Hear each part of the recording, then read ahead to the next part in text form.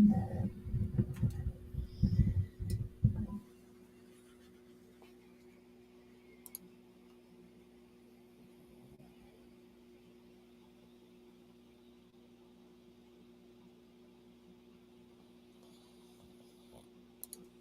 11:59 at Radio Free America, and this is Uncle Sam with music and the truth until dawn. Right now, I got a few words for some of our brothers and sisters in the occupied zone. The chair is against the wall. The chair is against the wall. John has a long mustache. John has a long mustache. It's 12 o'clock, Americans, another day closer to victory. And for all of you out there on or behind the lines, this is your song. And welcome everybody to our Tuesday edition of the Daily Gun Show. Puppy just woke up, our puppy co-host. We got some people joining us here. Sorry for the late start. I was late getting my Instagram post out there. So we got an Instagram post out there. All right, let's do a quick commercial for our store. We're capitalists after all. We're trying to get to SHOT Show. And if you want to help us out, grab something from our store. We'll send you back something in return. And a bunch of handfuls of free patches from SHOT Show last year. GearWebsites.com is your source for firearms-based playing cards and books. We also have mugs, shirts, and posters with designs that we've made live. Of course, we have patches. Every Friday is Free Patch Friday. We appreciate your support. Thank you for shopping at GearWebsites.com. All right, so today we're going to be talking about advanced stuff. We've been talking about SHOT Show for a bit, so we're going to be talking about some more advanced stuff. And puppy's ready. It's cold in here. 55 outside, 56 inside. That's how you don't pay a lot of electricity. All right, let's go to the description of this video, which is where we got a bunch of the data here. And we're going to be posting this over on Substack. I was thinking about whether I should do it during the show. I guess I won't. Is it that much? I guess I won't. I'll do it later. So stay tuned for a little bit more of this over on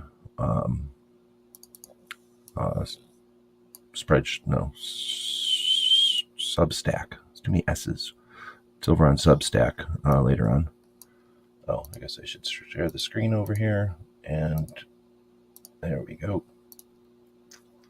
There we go. And we'll put the puppy down in the corner down here. A lot of people that get paid more than me, say you should not have an animal, especially a dog animal, in any kind of Second Amendment or gun-related stuff. Look how much time I'm wasting with this animal. Look how much time. Could we spend this time talking about bullets or grip angles? All right, we'll get into it. Pro level, so that means professional level. We're not talking about the amateurs here. SHOT Show hacks. Unconventional. So we're thinking outside the box here. Tips. These will be things that you can use, strategies that you can implement for content creators, people that put stuff on the internet that is focused on the Second Amendment. Oh man, I think I will put on a heater though at some point. Let's see. So you've nailed the essentials. Let's unlock some expert level, often overlooked hints to help you elevate your content to the next game. So we've got some pre-show things. Become a brand ambassador. Reach out to smaller, rising brands for pre-show product collaborations or sneak peeks. This gives you exclusive content and gets you on their radar. This is probably a pretty good time to do that with your Facebooks and your Instagrams and your, community posts. A little easier to find on some of the socials than others.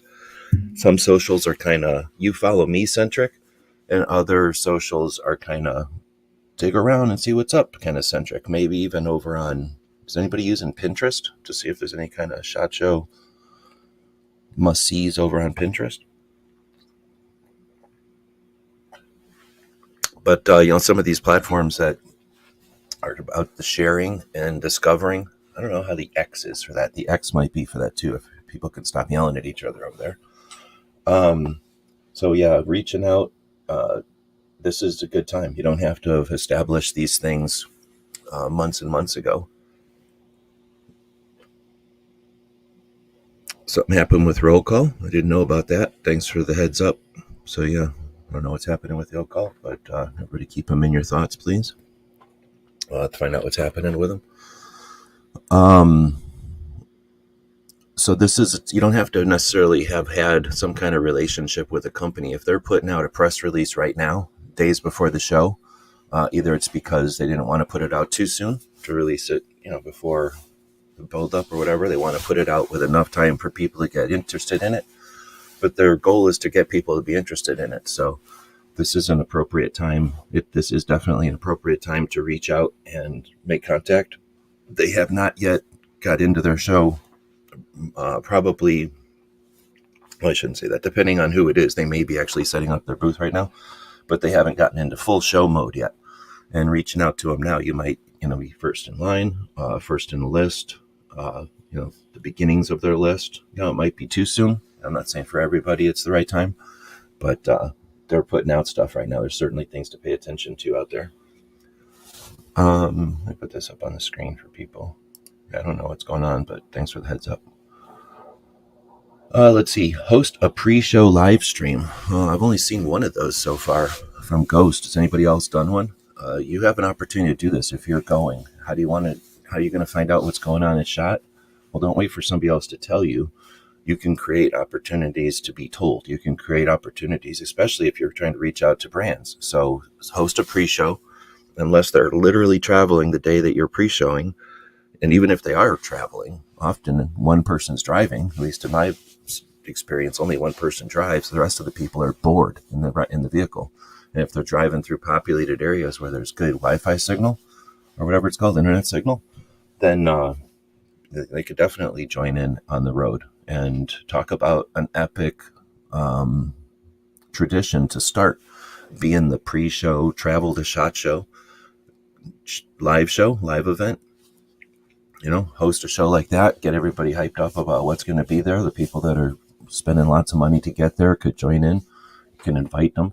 So having a live show, a pre-show live stream is an awesome idea. Build anticipation, connect with your audience by showcasing your SHOT Show plans, interviewing experts remotely, or running contests. Yeah, running contest is oh,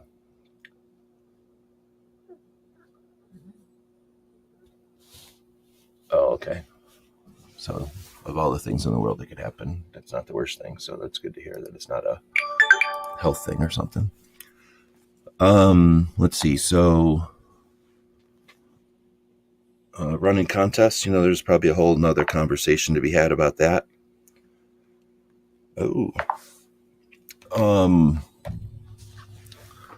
Interviewing experts remotely. If you haven't done that yet, why not? You're going to learn a lot. You're going to get relationships with people. You're going to have a more interesting audience who shows up for a bigger thing than just a conversation with your opinions all the time. I mean, there's definitely people with interesting opinions and audiences that show up and create a dynamic situation with just opinions, but bringing experts in and having conversations with people who know what they're talking about. And when you bring people in, it means you're opening up and you're opening up and you're opening up your audience's awareness. That's a different type of audience that shows up. That's a growing type of thing typically. So this was that all about hosting a live stream. Now we'll go on to tap into the blogger network, find and connect with other content creators attending the show, collaborate on interviews, share resources, and cross-promote each other's content. There's a lot of talk about going to the parties and stuff. Here's a fast forward. Here's a rewind. Here's a a montage of every SHOT Show party that I've attended in 18 years, I guess. Everybody shows up with a lot of anticipation. Okay, first off, somebody has to promote it. So somebody comes up with the idea of doing it, and they've either had success doing it or they haven't had success doing it, right? So think about that side of it. How many people think about this? So it's either useful for them or it's not. So if it's useful for them, they keep doing it. If it's not useful, it ends. And there's definitely been things that have come and gone, right? So there's been ideas that were a good idea and then they don't last. Good ideas that turned out to not be good ideas and didn't last, right? So there's some reason for these things, and who's profiting from it. So you go there, somebody's creating it. So first off, let's not take things for granted. There's a reason that party exists. And then it exists, right? So now people decide they have all these different options. It used to be they were all secret. It used to be they were all invite only. And then entities started to, again, exploit that, capitalize on that, and create a different world, right? Create a different situation. And okay, so fast forward and back from the day. Back in the day, it was invite only. If the parties were happening, they were brands that couldn't afford to go to SHOT Show or weren't going to go to SHOT Show, and they would set up a suite or a place nearby, and then they would invite strategically people in to experience their products at these off-site events. And so they had an intention, they had a reason for these off-site events because they were trying to sell stuff, and they were selling stuff to either couldn't afford to sell at SHOT Show, or it wasn't appropriate for SHOT Show, or whatever. So, law enforcement, military, off into the fringes on hunting, off into the fringes on anything. SHOT Show is very mainstream. It's a lot of stuff, but it's everything, right? So there's, you get into the extremes of zippers and Velcro and magnets and barrel bushings. Every extreme you get into, they're not going to be able to afford a booth at SHOT Show, but they have an interest in being there, and they've got the industry there. So a lot of these meetings, a lot of these get-togethers started out being product related or company product, commerce related. And then, of course, there's just the people that wanted to play. Now, there's some people making a ton of money. There's some parties that I don't think anybody talks about that are massive, that are just people making a lot of money and having a lot of fun, and really invite only for sure, letting people who have been part of that success and part of that growth participate in just some of the most elaborate, amazing stuff ever. And then there's people that don't get invited to those and then create their own. And those are there's a layer of those parties out there. And so there's more than one of the big parties, a lot of those actually. And then over the years, there's been a bunch, but there's like ones that keep going on, and not everybody even knows about all those. And then there's the ones that have sprung up that more people know about. They're not so much, they are invite only, but a lot more people can get access to them, and they're a lot lamer. So, and then you've got just people that come along and say, hey, I want to do something. I want to have a get together. There's companies in the town that will like either have or somebody that comes into town and rents a facility, like one of the shooting ranges. So there's smaller ones that'll show up that are probably product related. And especially if it's a company in town, those will be product related, right? Because it's their company. So some of these are just ways to bring people together, but they all have a point, right? They're trying to feel you up, feel you out, see if you're a good match for their content. So some of these parties you want to go to if you feel confident that you're going to do well at the party and meet their expectations or whatever. Now, if you're not interested in trying to do that, then just don't go to the party and deal with them via email and whatever. Let your numbers speak for themselves. You don't have to, be some kind of party person to be able to do, work with everybody. But some of them, again, they see that everybody else is doing it and they're in town, so they got to do it too. And they've either had success or not, but they keep doing it. So I'm guessing they've had success with it. Anyway, so there's these reasons for these parties. And then now there's so many of them, people have to start making decisions. So then there was a bit of competition between them to try to make them appealing for people to want to come to them. So keep all that in mind. The alternative to that is people getting together and connecting with each other. And, that can happen. And that was a long explanation to just say these parties are what they are, but they have a reason to exist. They don't just exist because somebody's rich and they got nothing else to do. There's a couple of those, but you don't get invited to those. The ones that do exist for a reason, and they're doing business. They have a reason for these parties. And, anyway, so you go, I guess the other side of it is I was going to say you go to them, and, some people show up early, and then there's the people that show up late. Some people show up in the middle, and that's where all the crowd gets there. So you've got the opportunity in the beginning to talk to fewer people because there's less people there. But those are the early people, right? And then you got the possibility at the end to talk to people a little easier because there's fewer people there. But those are the people that are still there.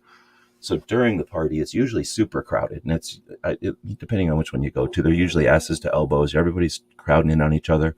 So you're either walking around, which is what I do. I walk around these things and see hey to people or whatever, or you're the person who stays in one spot and lets somebody find you, and then you have a conversation, and then it'll break up, and somebody will come over, and so you're either the mover or you're the parker, and that's essentially what it is. A whole bunch of people sitting there and a whole bunch of people walking around, and then some kind of awkward or whatever conversations. Now, every once in a while, if the party's a military party, the military people are doing their thing, and there's a bunch of people watching. If it's an industry party, it's a little more awkward because then it's the people that host the party are the people that are the cool kids at the party that have the product or have the whatever it is that everybody else is there for. And, there's a line of people informally standing there waiting to talk casually to them as soon as this other casual conversation ends. So again, that person at that party, are they working or are they having a great time talking to everybody because everybody's their buddy? So it just gets really, to me, it gets really fake, and it gets really, you're either, and I guess there's the other line somewhere where they're either getting drunk or they're not getting drunk. And if you're there to do business, you're not getting drunk. And if you're there to just F off, then yeah, you're getting all drunk or whatever. But seriously, you're going to get all drunk at a place where half the people are doing business and you're working with people that are in your, it's like going to work and getting drunk. If I'm going to go to get drunk, I'm going to get drunk with my friends, not my work friends, right? So there's that. There's this, it's not awkward necessarily, but it can be.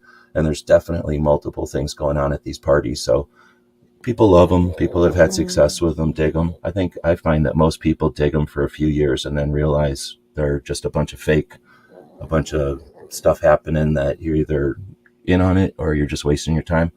And there's alternatives. And one of the alternatives that I find is the most, or is the I think has the biggest potential, but is often, I don't know if it even happens. At least I don't see any results from it that anybody mentions.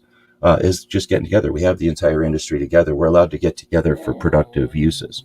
So getting together for dinners, getting together for informal gatherings, I guess, something between a party and, a big fake party where you get a bunch of booze and stuff and you try to make it like, hey, let's forget about what we're doing, even though we're all here for work and we're all going to start working as soon as we get together anyway.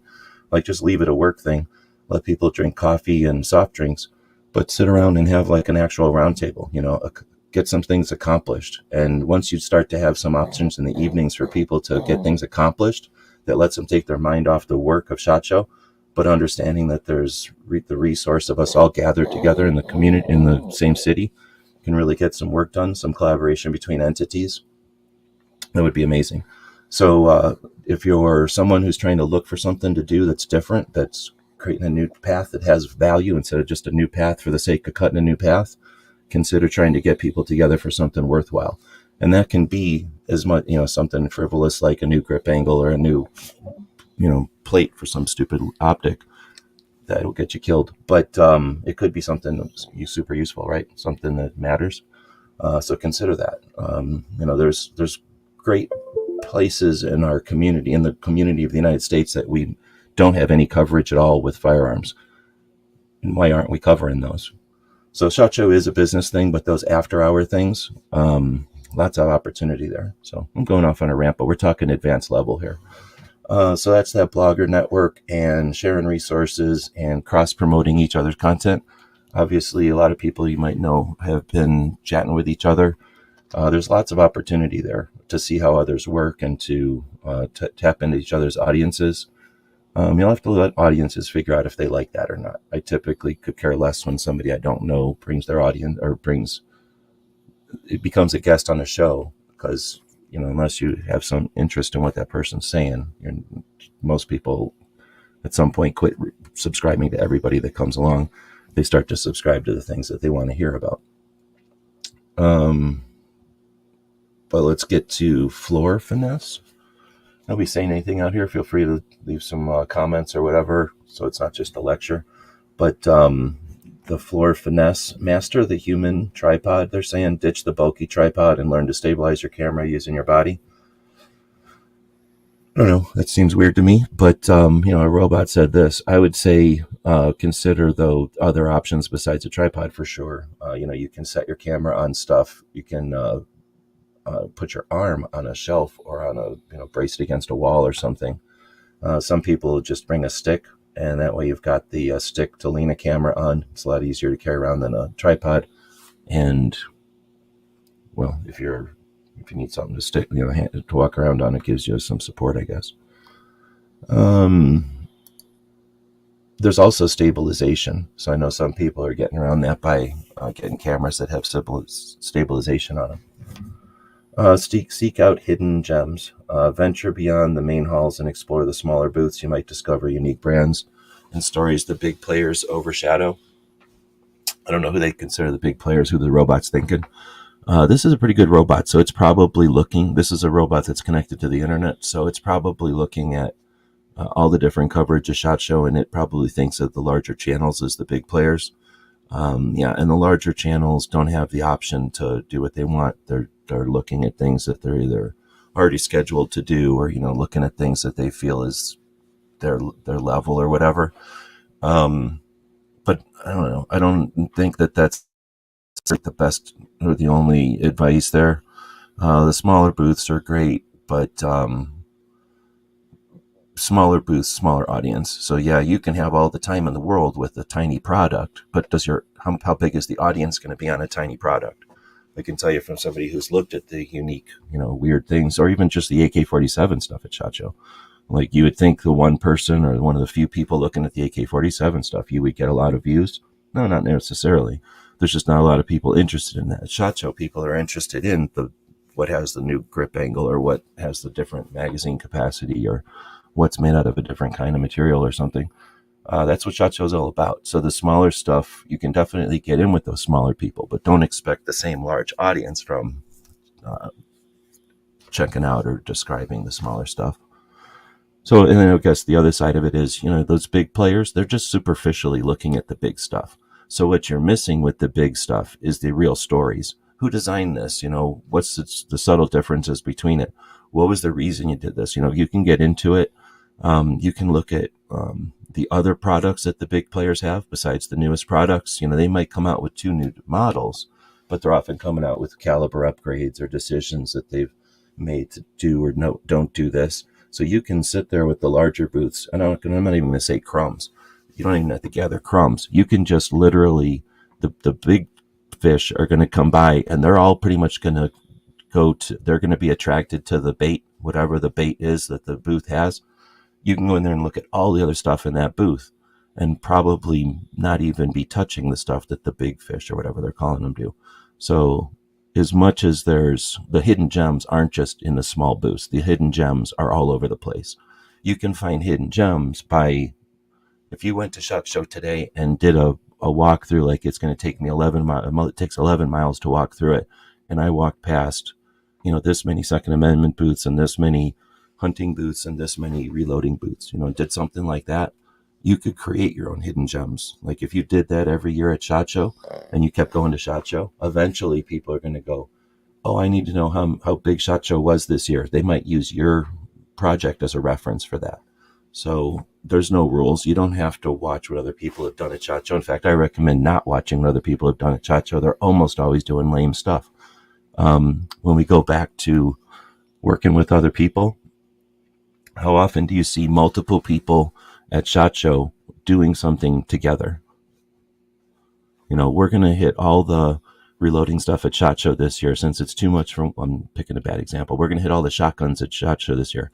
Since that's too many for one person to do, 3 channels are going to do it. And this is how we're going to break it down. But we're going to cover every single shotgun booth at SHOT Show. And this is how we're going to do it. Boom. Now you're sharing an audience, right? Now you're creating a hidden gem. I've done that in the past with AK-47 stuff. Again, probably the only bigger channel even looking at AK stuff.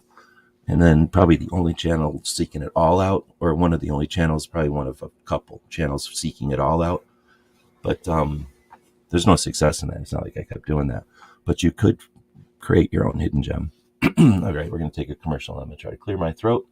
And feel free to ask some questions, throw some stuff out there. Otherwise, just a lecture. That's GearWebsites.com is your source for firearms-based playing cards and books. We also have mugs, shirts, and posters with designs that we've made live. Of course, we have patches. Every Friday is Free Patch Friday. We appreciate your support. Thank you for shopping at GearWebsites.com.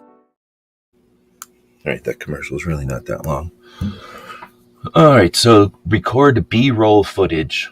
I keep saying this every time we have some kind of chat about this. You're going to SHOT Show. You're paying a lot of money. Unless you live in Vegas and it's no big deal for you. You're going to SHOT Show and it's costing you a lot of money. B-roll footage of the plane. B-roll footage of getting ready. B-roll footage of your luggage. B-roll footage of the gear you left with. If you're not making money off of your luggage and the gear you're taking with you, your camera and stuff, then let's have a conversation, because you should be making money off your luggage, off the what you put in your luggage, your camera and the car, the airplane, the things you use to snooze on the airplane, the little head thing or the eye things. And if you're not making money on all that, let's have a conversation, because that could be paying for your trip to SHOT Show.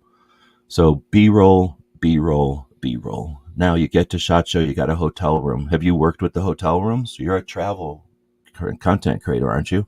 Don't you travel to create content? Have you worked with a hotel yet? You know how easy it is to work with a hotel? Are you recording your hotels? Are you recording your cars? B-roll. When you go to SHOT Show, are you recording the hallways and your experience at the restaurants and how you get into SHOT Show? People are like, oh, here's the meat and potatoes of SHOT Show. They don't know how it's like to get in there unless they watch somebody's live stream of getting out of an Uber and walking into the place. Oh, you've never done that?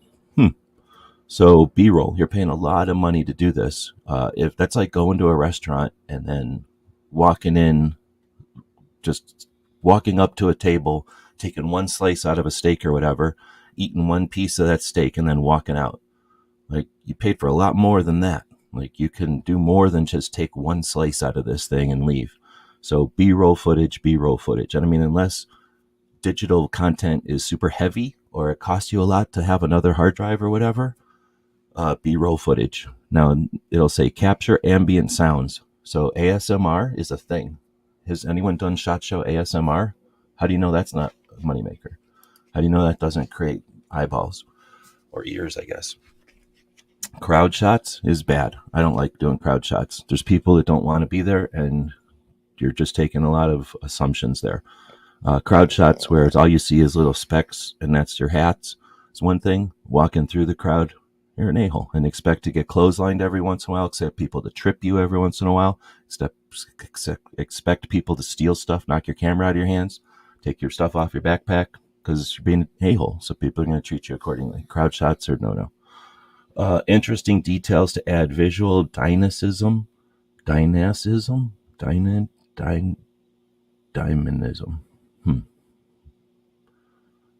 I don't know if that's a word, robot.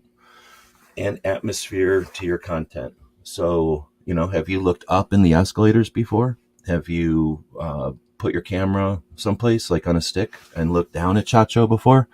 Have you gone down a hallway or something and stuck your camera up in the air? Have you, think about different ways to, again, these B-roll things can add flavor to your videos.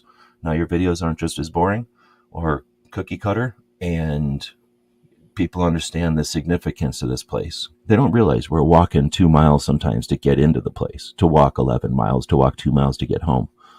You're allowed to make videos of that. Have you ever thought about doing a live stream on the way up? Here's what I'm looking at today. Let me know if I'm missing anything. I'll check my messages on the way out. And then as on the way out, you go, oh man, that was so much. And then I check my messages. Thanks so-and-so for showing me about the thing. I didn't see that. And you're walking anyway. Why not do streams for that? Keep your people that care about what you're doing in the loop. 99% of people that go to SHOT Show, they're going to be blacked out. You're not going to hear from them again. If they get home on Saturday or Sunday, you might start hearing from them then. And then if they get sick or they're tired, you might not hear from them until the middle of next week. And then they start going, oh, I can't keep posting SHOT Show stuff because it's February. I can't keep posting SHOT Show stuff because it's March. So don't do that. You spend a lot of money going there. Use all that content. Next one is don't be afraid to ask questions. Approach booth personnel with genuine curiosity and engage in meaningful conversations. You'll get richer stories and insights. I got to turn the heater on.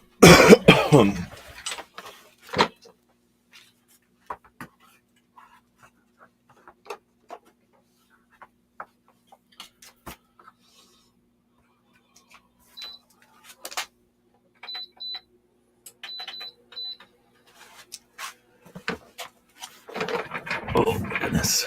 We're using a Lasco heater today, actually. A Lasco tower heater. Get these easy to use controls from the top of the tower heater.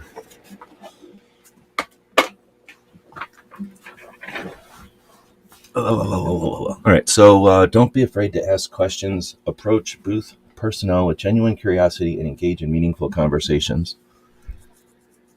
You're there for them, not them for you, right? So what are you doing? how can you help them, and who do you reach? So those are the questions that they're worried about. That's the stuff that you can bring to them. But yeah, if you approach it where everyone's there to offer content to you, it'll be like oil and water. Now, if you go the other way and you get so engaged with everybody, then you'll not get very far, because you'll be so engaged with everyone, you'll just be sitting at their booth and watching the rest of SHOT Show walk by.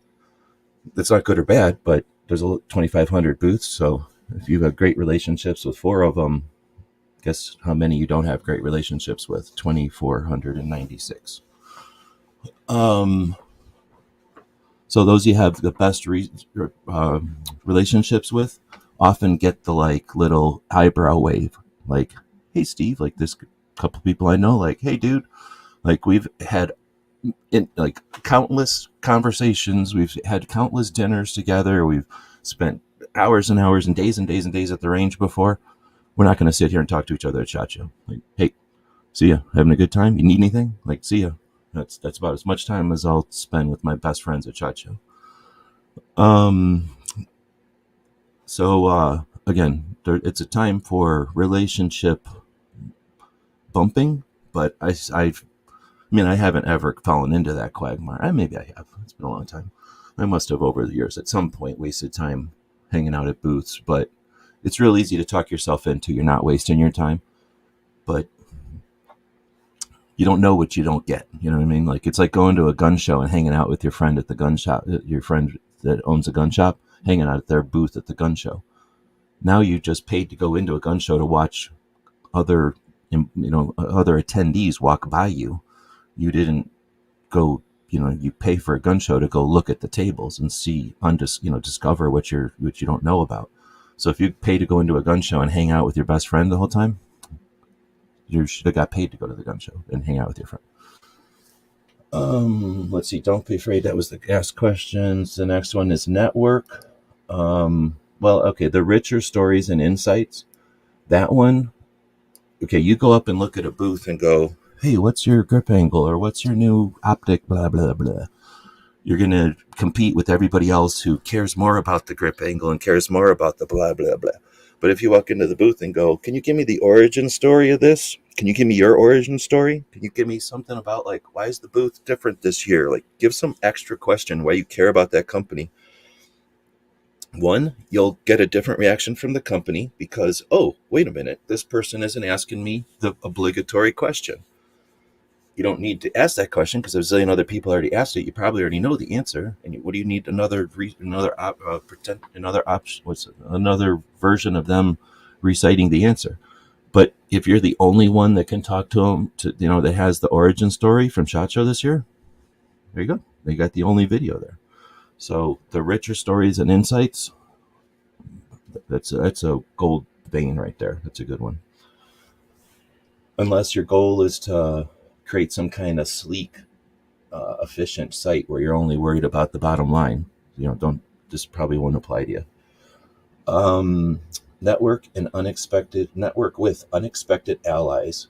Strike up conversations with fellow attendees in line, at food courts, or during downtime.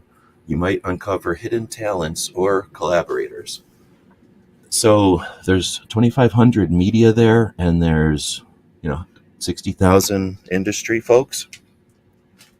Okay, the girl dog went outside. Yeah, and there's other stuff going on in Vegas right then. There's stuff right before us. The electronics convention is really big, and it's right before us. They cleared out, and now SHOT's coming in, but the concrete convention is there. So concrete is pretty big, it turns out. A lot of people use concrete these days, and that's a massive convention because their tools are big and there's a lot of people that show up to it. So Vegas is very full. So pretty much if you're going to a hotel and you're in an elevator, if you're waiting in line at I would have said buffet, but I don't know. There's some buffets, I guess. But, if you're waiting in line, like they're saying, you're going to, odds are, well, especially if you take a look at their clothing, you're going to tell from people that don't take their badges off. That happens all the time. Or just people wearing camouflage and stuff. You can probably tell if they're from SHOT Show or not, or you might be able to tell if they're from SHOT Show or not. And So yeah, there's definitely a good odds, I guess is what I'm saying, that when you're just hanging out with people, that they're gonna be able to have a conversation with you.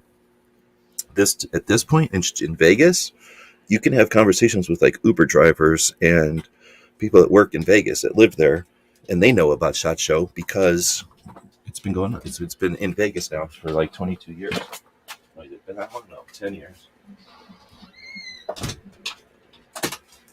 Just realized if the girl dog is just walking in and out and I've got the heater on, that means I'm heating the outdoors. I don't like doing that.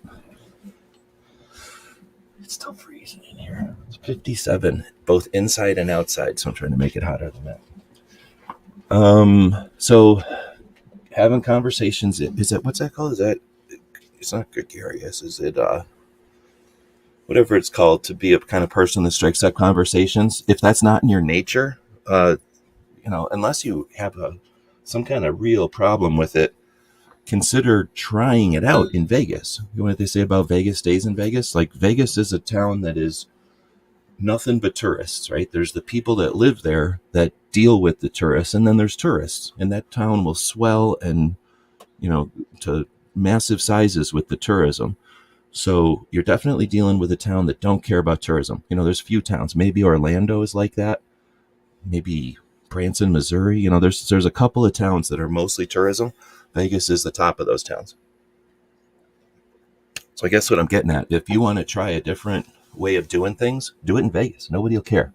So if you're going to be normally you talk all the time and you can't shut up, try shutting up in Vegas, because the people that are there will talk. It's like going to New York. If you talk all the time and go to New York, you're dumb. Like, shut up. Listen to people in New York.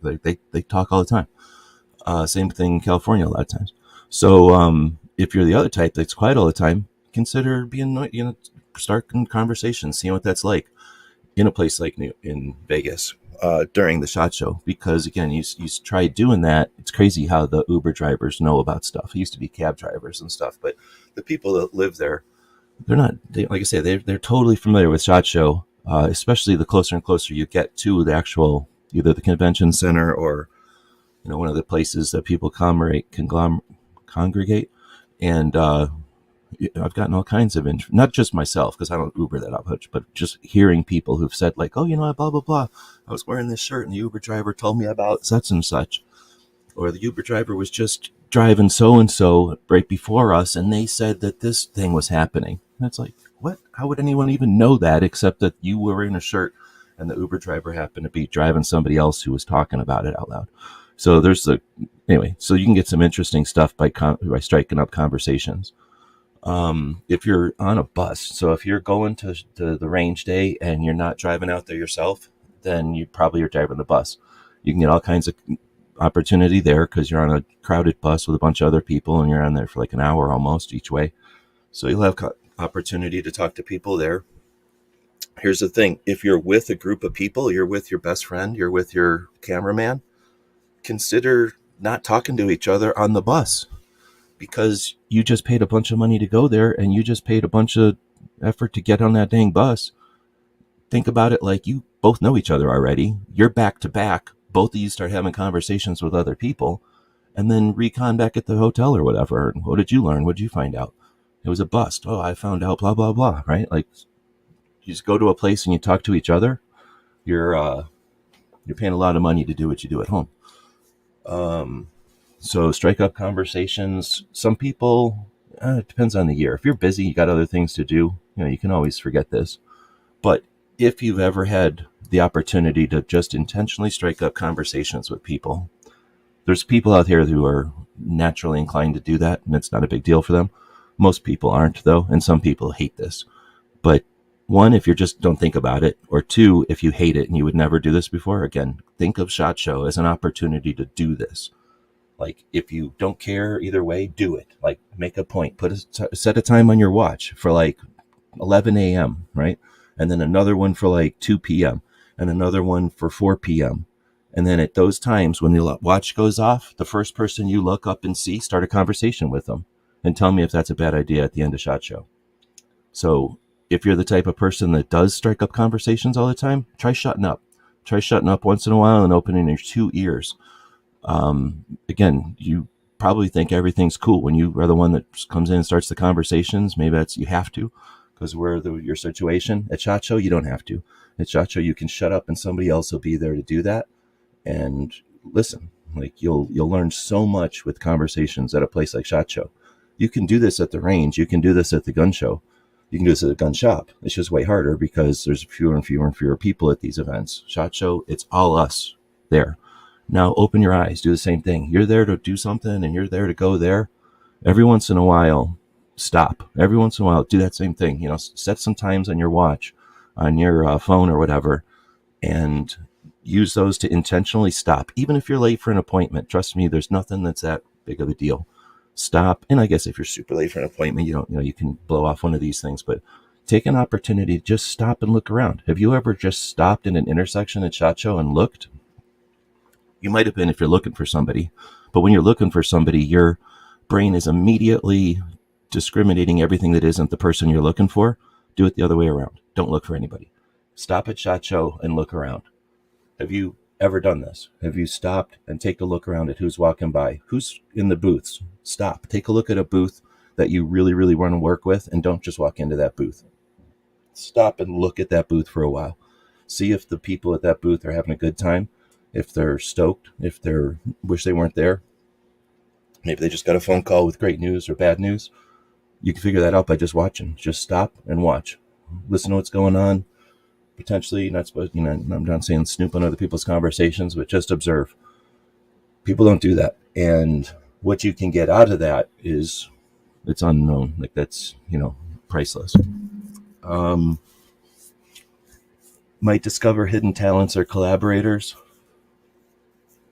I don't know of any way to, be open for that. I don't know if there's any tips out there for creating that to happen, but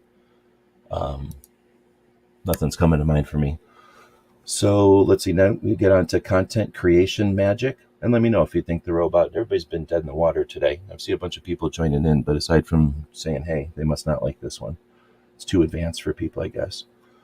Content creation magic. Go micro content. Create bite-sized, engaging videos, Instagram stories, or tweets throughout the show to keep your audience hooked. I went in to do shorts last year, and I paid off my debt. I paid off all the credit card debt I had last year. So I think micro content is pretty damn good. If you want to find out how you can do that, then start reading the internet. There's about 100 different ways. But small stuff is definitely the way to go. You could do an entire SHOT Show of just micro. And as soon as I say that, I'll also say, do the micro content all you want, but don't be so tunnel visioned on micro that that's all you get out of SHOT Show. Keep in mind all these other things I'm talking about. And while you're getting all that micro content, maybe just to balance it, have an in-depth hour-long conversation with the person you did the most micro content with, Don't limit yourself or hinder yourself by going into doing that. But short content, it's the future, it is the existing, it's the number one thing right now. Let's see. Host live Q&A sessions. Use social media platforms to answer audience questions in real time, showcasing your expertise and fostering interactions. I don't know if you can do that. So, one, I don't know if they want you to do that because they have a fit about things sometimes, and this might be one of the things they're having a fit about at the moment.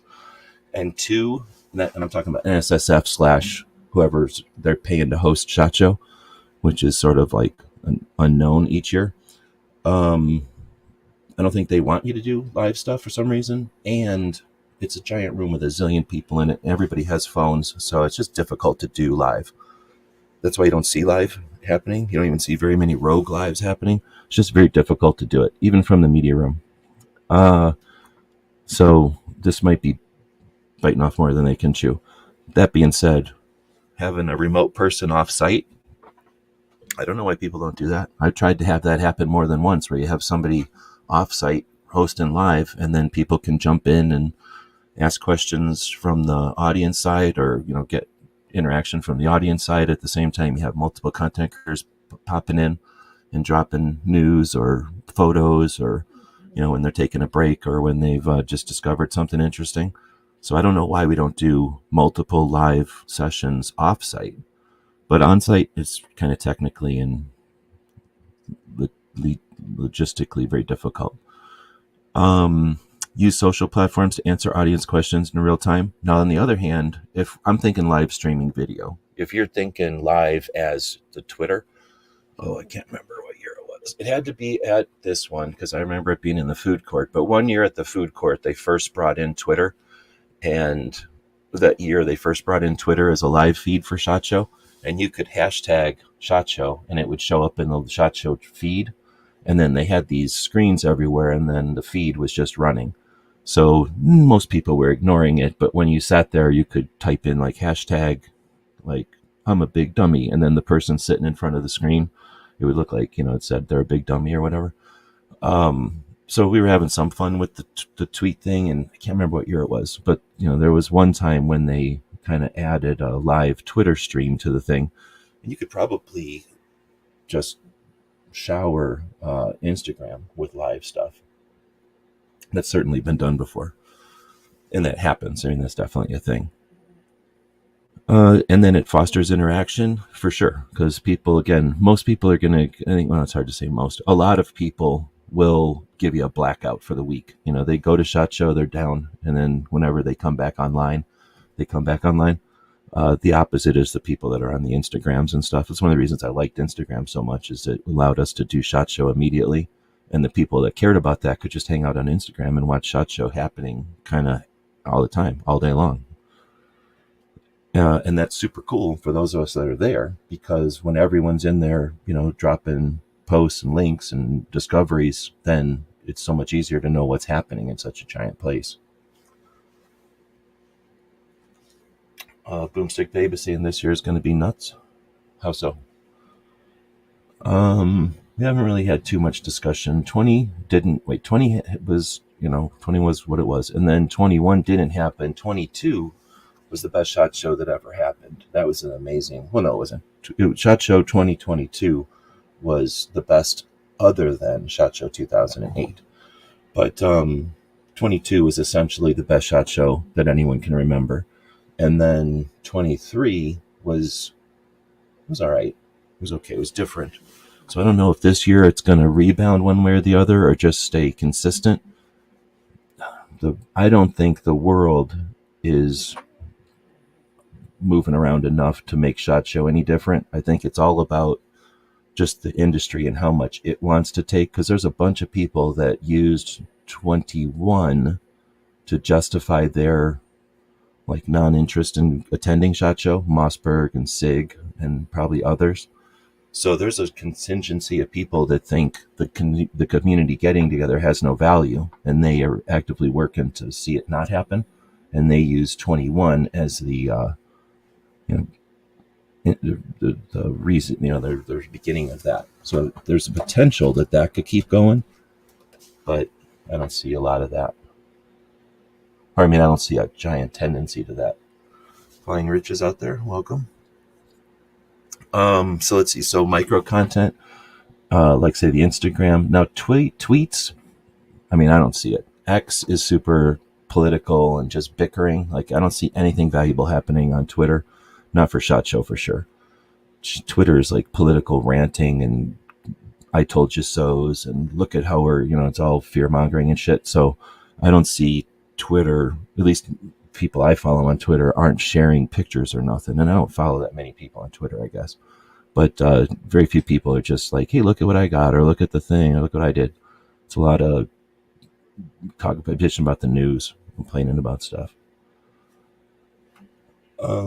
Is it worth trying to push pictures onto Twitter?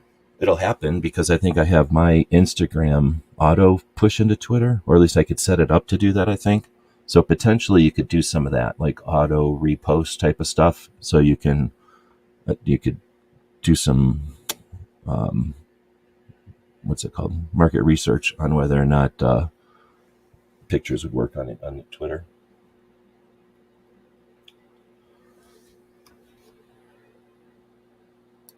Boomstick is saying lots of people in the industry are changing. Some companies not showing up. NSSF being more involved with gun control, etc. I don't know about NSSF being involved in gun control. What's his face wants to act like that's the case. NSSF is just being plain old NSSF. But the perception is what matters. But there's been worse years for people bragging on NSSF. Thing is, NSSF is tone deaf as hell. They don't give a shit one way or the other. So when they win, they don't brag about it, and when they lose, they don't even realize they're losing. But there's not anywhere near as bad a connotation about SHOT Show as there's been in some years. We tend to eat our own. So when we're in need, we kind of hate each other. But when we have a lot, when we've got plenty, everybody hates each other. And that's when SHOT Show has the least attention, is when everybody's successful and guns aren't at risk at all. Because then everybody's like, oh, I don't need SHOT Show. SHOT Show is just a big waste of time. Mainly because everybody's doing so well, they're scared to go head to head at SHOT Show. This year, I guess I'm not paying that much attention to big, that consider themselves big or that are considered big. But I don't think we're dealing with that anymore, where the big entities bitch about SHOT Show because they're scared to go compete.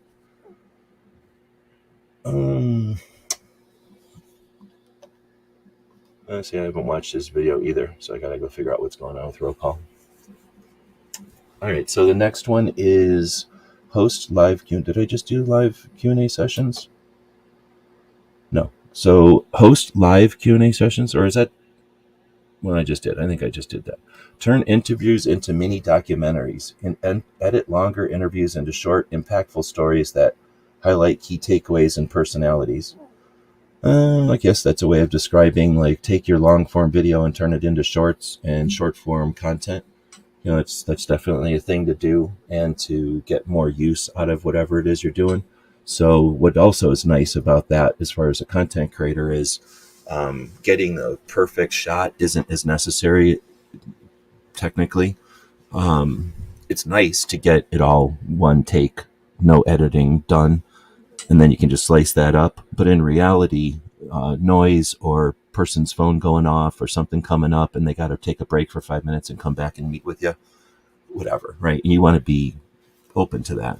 So if something like that happens, there's no need to stress, really, because having two pieces that have to be put together in editing just means, okay, great, I have plenty to work with for cutting it up into shorts.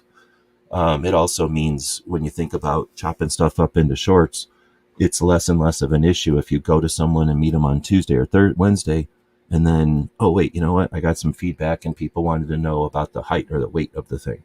Now you go back on Thursday or Friday to ask them a subsequent question, you know, and they're wearing a different shirt or it's a different scenario or something. It's less of an issue. The interview doesn't seem like, oh, this is a put together interview. Like, probably nobody cares about that anyway. But in this case, you've got, again, you're going to be chopping it up into so many different pieces that lack of continuity isn't going to need to be noticed. Let's see. Get creative with sound design. Add sound effects, music, and voiceovers to elevate your footage to make it stand out from the crowd. Yeah, I hate this, but it works. So it's true. I don't know how you're going to do that at SHOT Show, other than doing stuff like that. But yeah, it does work. It's just using mammal brains against us. But there's people that are going to do it. If you need to do tricks in order to win, then that's a trick. Collaborate on post-show content. Team up with other creators to produce joint articles. Hey, just because it's legal in Vegas, not everybody's going to be interested in that kind of article. Podcasts or video reviews, offering diverse perspectives and reaching wider audiences. Yeah, so you're going to be meeting people like right now. Boomstick Babe is out here. Flying Rich is out here. Christian 740 is out here. Next year, Artax said he'll be going. Coast Tactical is in here. Snob is in here. I suspect all these folks don't know each other, but they have the opportunity to tap, say, hey, and then come up with something.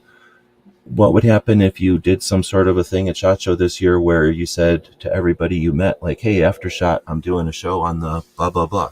The Wednesday, whatever the Wednesday is after SHOT Show, or maybe Wednesday 2 weeks after SHOT Show.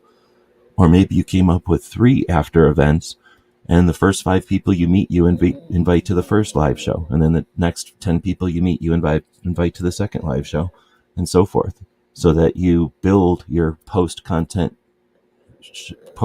content at SHOT. So instead of saying, hey, let's do something one day. Hey, nice to meet you. We never met before. Let's do something one day. How about you go, hey, we're going to be having an after shot chat on Wednesday the 14th. I'm going to email you and hopefully you can show up to that. And now that person goes, if I can, I can. But if I can, now I'm in a chat with a whole bunch of other people that this person met at SHOT Show. Just putting it out there. One thing that we don't do enough as a community is act like a community. And that's because we're all doing our own things. We're allowed to. We're capitalists. We all have our own draws on our attention, things that we're able to do, things that we're interested in. But when we talk to each other more often, we figure out where those things overlap. And once we get overlapping areas of interest, we have crossfire, interconnected crossfire. Once we have interconnected crossfire, we're impenetrable. So it's strategic. You can go there. You can spend a lot of money to go to SHOT Show. You can get all your own content. Gimme, gimme, gimme, mine, mine, mine. You go home and you won. But did we win? Let's see. Next, we'll get to some remembers. Be bold and authentic. Don't be afraid to express your unique voice and perspective. Stand out from the crowd and let your passion shine through. So listen, sister, if you're going to go there and try to act like what everybody else did, you're going to be ignored. You're going to be unseen. Go there and do your thing. You've got 2,500 people there. If your thing is, I like left-handed things and left-handed people should be able to do what they want. That's awesome. It's legal. You can do that. And you're going to end up finding all the people at SHOT Show that think that it's okay for left-handed people to have guns. And that's fine. You'll find all those people. But if you don't talk about left-handedness, you'll never know that. Think about 9mm. That fad caliber would still be laying on the shelves of Europe if it wasn't for a bunch of weirdos walking around SHOT Show probably, trying to push it on everybody until eventually it became a thing for a little while until the fad runs out. So yeah, going to SHOT Show and being unauthentic is a waste of time, at least if you're really trying to do anything. Snob is saying, I'm going to record most of my videos in full frame so I can easily make shorts. Yeah, I think that's why a lot of people bring 4K, right? So it's huge and they make giant files, but then they can pull really nice stuff from it. So I get that. I actually got a nice camera finally, a nicer camera. I have a camera that's worth $130 now. Let's see. So yeah, I'd say go do your own thing and don't be afraid to talk about stuff to companies and stuff. If nobody said, hey, is there a left-handed version of this? We'd never have left-handed stuff, right? If nobody said, hey, can you make this in a decent caliber instead of stupid 9mm? The 9mm fad would have kept going. So definitely let people know your thing. Part of SHOT Show is from the booth, from the other people at SHOT Show. They're there to gather data. So if you don't put data out there for them to gather, nothing changes. All right, next we'll go to capture the unexpected. Look for moments of humor, surprise, and human connection beyond just the products. These are the stories that resonate most, for sure. And that's what it's about, the community, right? This is the firearms community, the industry, what's the other word for it? Our culture, coming together. And this is, people just dissect what our community is versus our culture. And our culture is created by the people coming together, right? And sharing and experiencing each other. Everybody comes to SHOT Show one way. They experience all this stuff and they go home a different way, right? That just happens. Now you can let that happen. It can happen to you. You can fight it. You can lean into it, whatever. But everybody comes together. Everybody goes home a little bit different. That's culture. Community is the people that are involved. So community is what it is. Somebody's from Colorado, Ohio, Oklahoma. All right, where's Gunswater from? Missouri? Flying Rich, somewhere in Florida, I think. So right, we got people from all over. That's the community. Like those people, those places, that's the community. The culture is what everybody gives a shit about, coming together, wiping it on each other, getting peanut butter and chocolate, and coming home and going, oh, peanut butter and chocolate's a thing. I didn't even know that. So that's the culture. And yeah, we can go there and report on the grip angles and the grip angle and whatever you call them, the red dot plates or whatever garbage, which is whatever. It's necessary. I'm not saying it's important. It's just necessary. But all the other stuff is what allows people to understand why a company matters or what a company did in spite of or what a company was able to do even though, right? That's the stuff that is more interesting for me, and I suspect most people will seek that out since the majority of people aren't bothering with it. uh Southeast Pennsylvania. Oh, I'm sorry. I don't know if I'll remember that or not. I might remember. Because now I can stick you in there with guns and barbecue. All you people in Pennsylvania have guns names, so it's easy for me to remember because I just put y'all in a pile. Let's see. So capture the unexpected. We just did that one. Focus on storytelling. Craft narratives that captivate your audience and connect with them on an emotional level. Make it more than just product demos. Yeah, like you're not supposed to, like, as they're talking to you about the product, they're doing their product demo. You don't want to say like, your cat just died, because that would be me. So you probably want to come out with talking to them and having conversations. That's going to be pretty tough if you're going to kind of move along. So craft narratives that captivate your audience and connect with them on an emotional level. I don't know where this one comes from. Storytelling. This seems like a waste of time to me. In the rest of the year, maybe, like once you know a company or something, like, and you know their story, like get them to talk about it or something. But if you're going to have to discover all that at the show, that seems like a lot of time. Now, on the other hand, if you know something about a story, like the origin story of something already, and you're at SHOT Show and they're there to demo that product for you, tell them, nah, somebody else can demo it for me. You tell me the origin story. Like, let's make sure that my audience understands, why this thing is so important or why this company even exists in the first place. That I could say, that for sure. But I don't know if SHOT's the place to get into discovering all this. But referring back to it just takes too much time to discover it. Be resourceful and adaptable. We're going to take a second because I can barely speak, and we will have to get another commercial. Let's see. What's this one?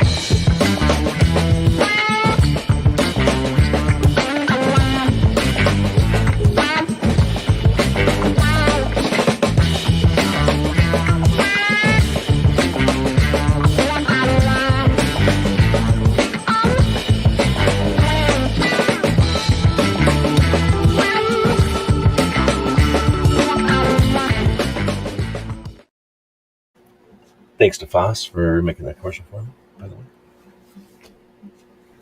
Little dog sitting right here, being a co-host. I definitely agree with the, what does it say it? Get creative with the sound. I add a snoring effect to all our videos now that the puppy co-host is part of the show. That way, for people that are getting bored by the show, they can just drift off to slumber with the puppy co-host. By the way, if you fall asleep and the puppy co-host is anywhere near you, he's kind of like one of them things that sticks onto a shark. He's going to go over to you, shove his little flat face right on you, and then snuggle up against you and start to get warm, like a little heated bean, or very much like a burrito.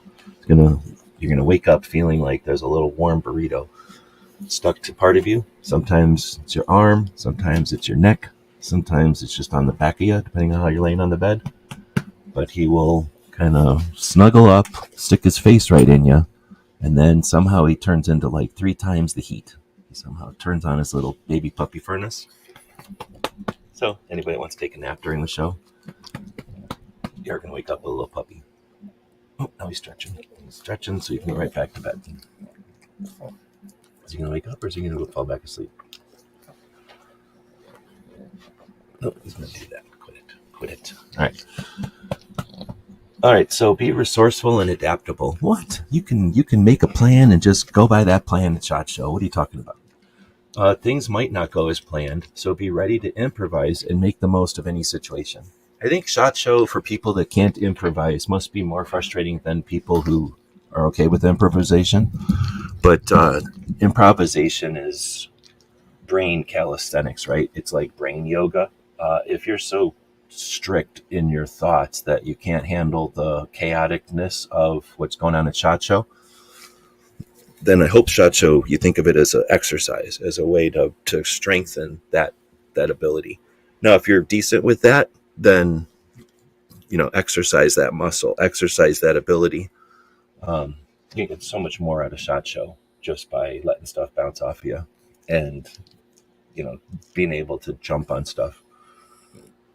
That being said, no need to be reckless. I've definitely seen people that bounced around so much at the show that it's effectively useless. If you're going to bounce around, record everything. Record everything. Both document it, make notes, get business cards, take pictures of business cards, live stream as much as you can, record everything. Because if you do bounce around, unless you've got some kind of robot brain, where you don't forget anything, then you just got so much input that you're never going to recall it all. Yep, he went right back to bed. That being said, I also have seen people who's just come to SHOT Show with no plan. Like, I'm just going to improvise the whole thing. And I've done that. I'm not saying I've never done that.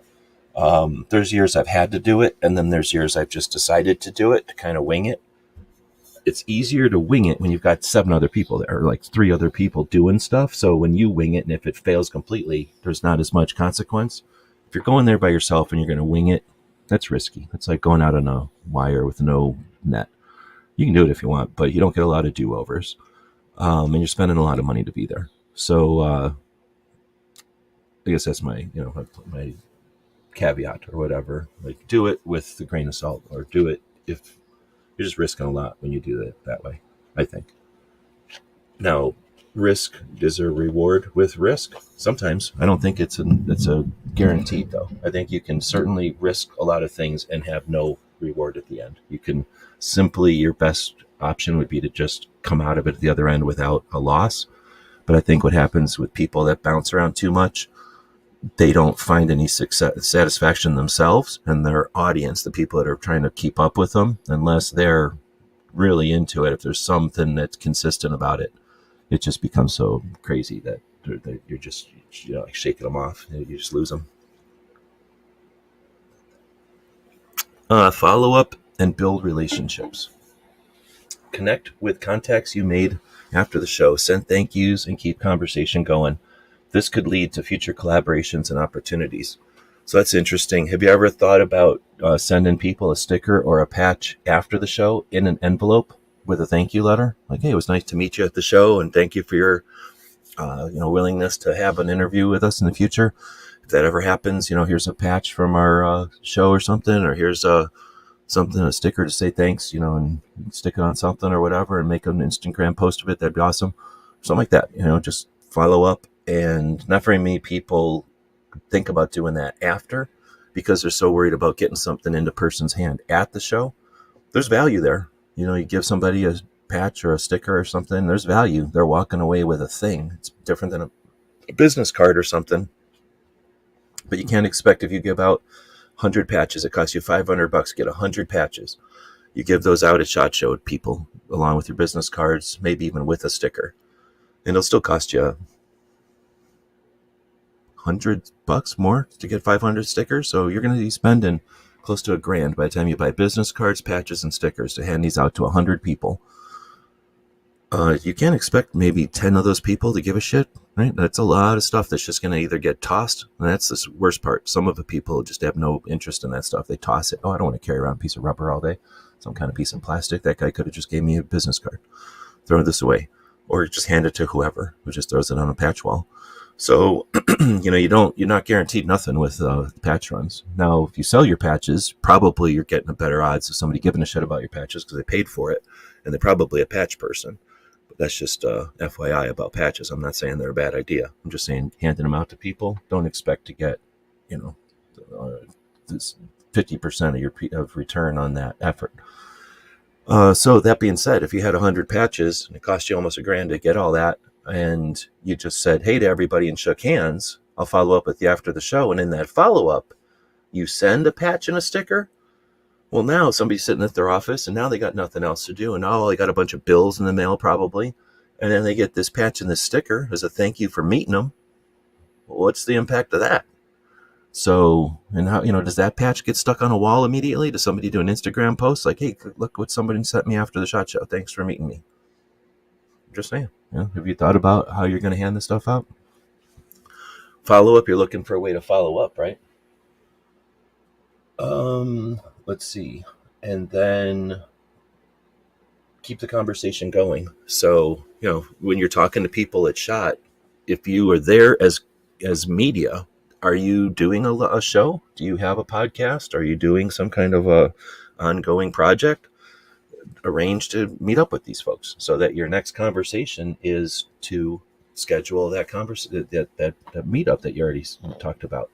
So just saying hey to people, just doing a selfie and walking away, it's a thing to do, but you could also follow up, right? Get something scheduled. All right, so with that, where are we at? Oh, we're just over an hour already. So that's what happens. You get an hour lecture. Hopefully this worked. I didn't get much feedback. Whatever's happened in the roll call, it's taken over the chat over there. So that's probably an opportunity to say, do you change your passwords on the regular? Do you go through and put a new password in once in a while? Or use something like that second, what do they call that? Where you have the thing text you with a code every time you log in. Always a good idea. There's nothing gained by having a password that's easy to remember. There's nothing gained by having a password for more than 6 or 8 months at a time. But I have no idea what's going on over there. Sounds like something, some kind of identity situation. But sorry to hear that. We'll be going live next week. I don't know. Maybe we'll go live next week. Tuesday morning will be the beginning of SHOT Show. So that would be a time when most people don't go live. Oh, I forgot we have a poll going. Let's take a look at that poll so we're not looking at puppy butt. How will you cover SHOT Show in 2024 was the question today. And it looks like 40% of the responses are coming back with my proven method. 30% are coming in with an improved method, so they've done it before. 20% are coming in with no real method, and then 10% with a new method. So if you don't have a method, or you have no real method, or you've not, have you not thought about or put effort into thinking about your message or your method, how you're going to how you plan to work the show, then consider creating one. You've still got time. You still have people you can collaborate with or get with.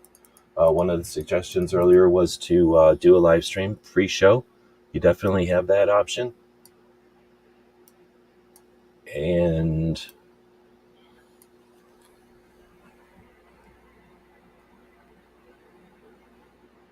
all right, so with that, Gunsbar says, I'll be waiting on you guys. Reports on SHOT. Hit up Cimarron. Love the Old West stuff. Get love reactions from everybody. Right on. So I know Pink used to post something on his Instagram and he'd say hey, let me know if you're interested in something and I'll check it out. I know he's not going to be at SHOT the whole time this year though, I think. I'm pretty sure that's what he said. So I'm going to go check out his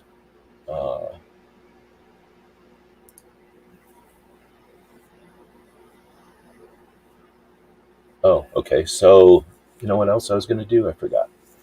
We're going to talk about some of the events at SHOT Show.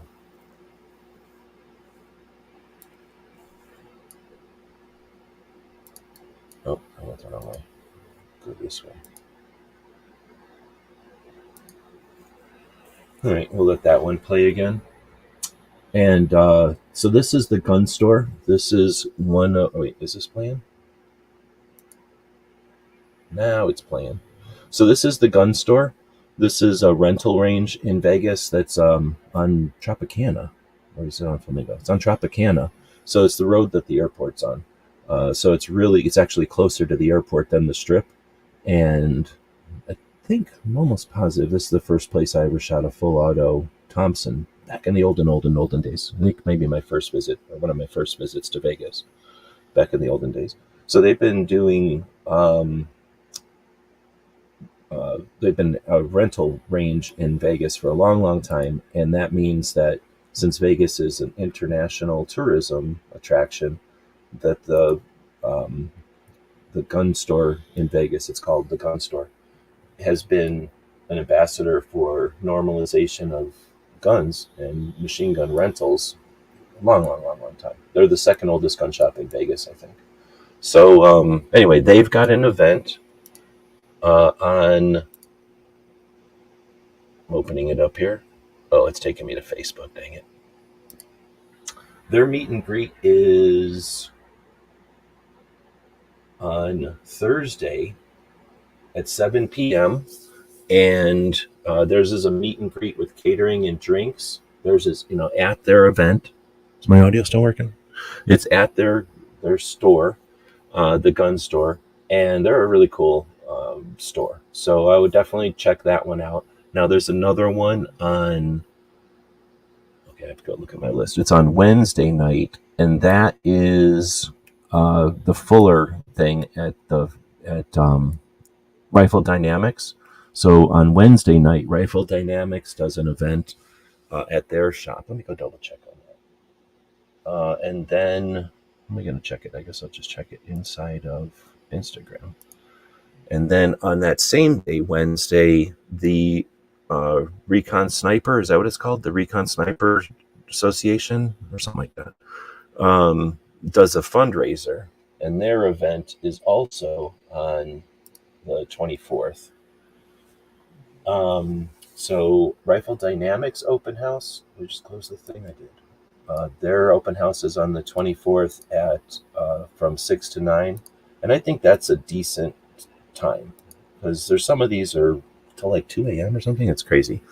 Again, if you are a kid and you're just looking for a place to go hang out because you've been working at SHOT Show, I get it. But for people that just want to enjoy, the open house type of environment, hang out with people, in a social situation, but then still get some sleep and be able to get to SHOT Show the next day, 9 p.m. is a good time for this thing to end. Rifle Dynamics is right near the airport, so it's kind of between SHOT Show and the airport, and it's next to the airport, so it's kind of it's an Uber ride away from the convention center. It starts at 6, which gives you time to go eat or something and then get to the event. The same with that Marine. No, is it? I don't know if it's Marine Recon Sniper. It just might be Marine. It just might be Recon Sniper. The gun store's open house also starts at 6. So you've got. There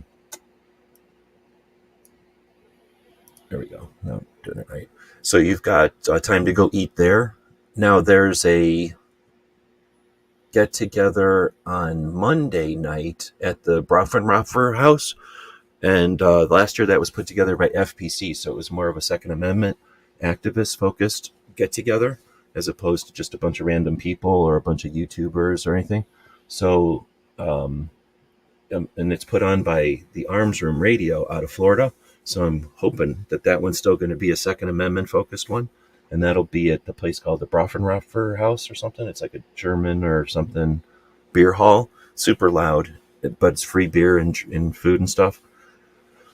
What am I missing? There is also for content creators, there's an NSSF breakfast on Wednesday morning, which is at SHOT Show. You just get there early and you can eat breakfast there. And it's cafeteria breakfast. It's better than cereal or something. But maybe if you like cafeteria eggs and potatoes and stuff, it's probably greasy. But it was all right. What else am I missing? There is...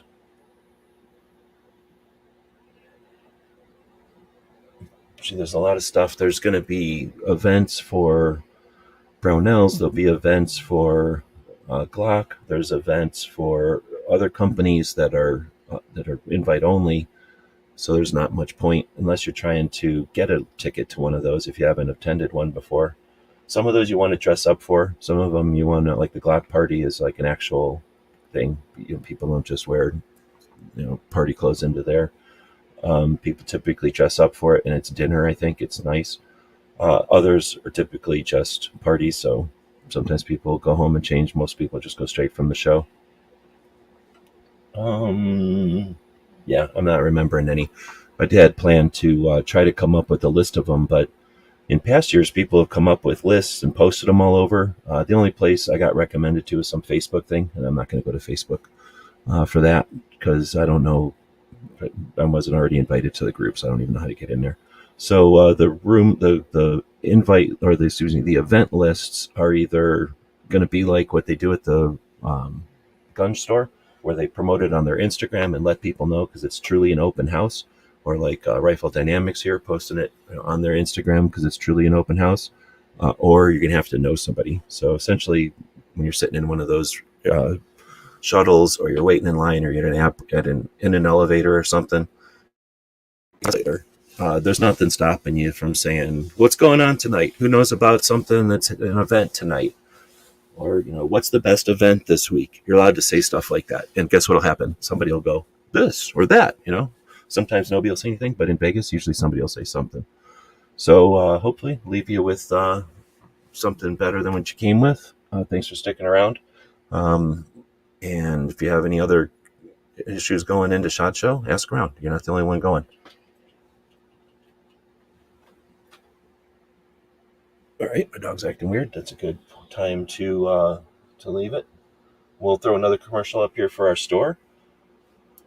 You bet. Thanks for letting me know there's still people out there. It's always weird when nobody's commenting because then I just assume my internet's not working or something.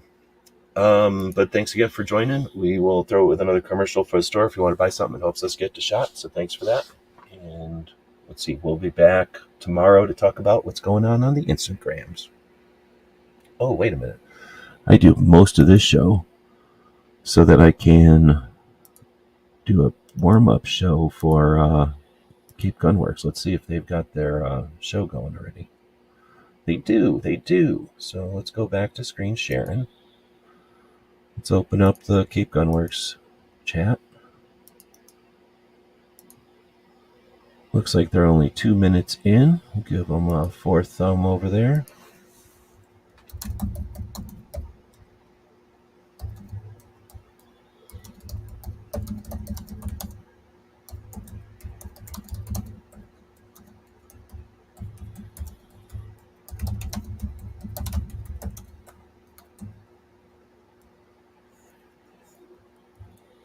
And we'll put an H in that word so that it's an actual word.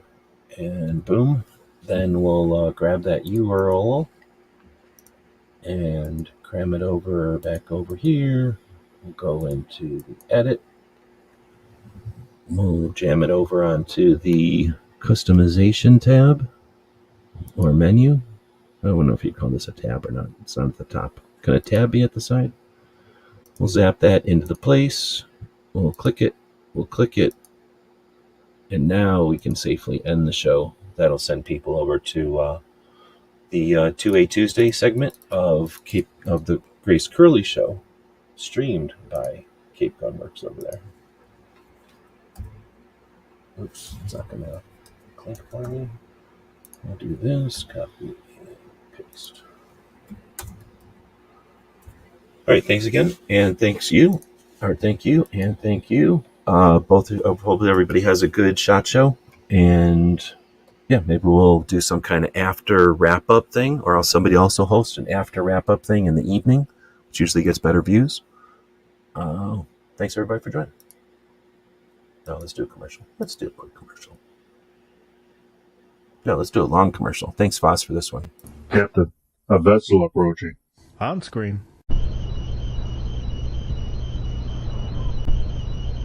We're being hailed. Every weekend over at PureWebsites.com, our online store, we have free Patch Friday. And that means that every order placed on our store on Fridays is going to include at least one free patch. So that's every order with no coupons, no minimum order, no codes needed. You place the order on Friday, and when it arrives to you, it's going to have at least one free patch. Your support means a lot to us, and financial support is critical. So thanks again to the people who keep us online through purchases at gearwebsites.com. All day.